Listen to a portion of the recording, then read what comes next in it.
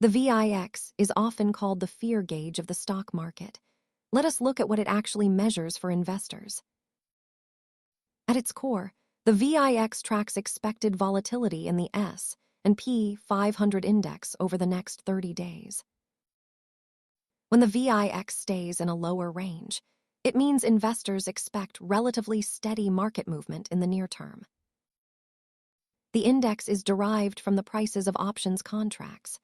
High prices for these options signal that investors are bracing for big moves.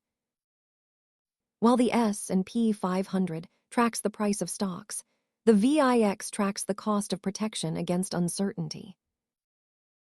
You can see how the VIX spikes during major economic events, reflecting sudden jumps in market uncertainty. Remember that high volatility is not always negative. It simply represents a period where the market is less certain about future prices. Understanding the VIX helps you keep emotions in check during market swings. Thanks for watching, and stay curious about your investments.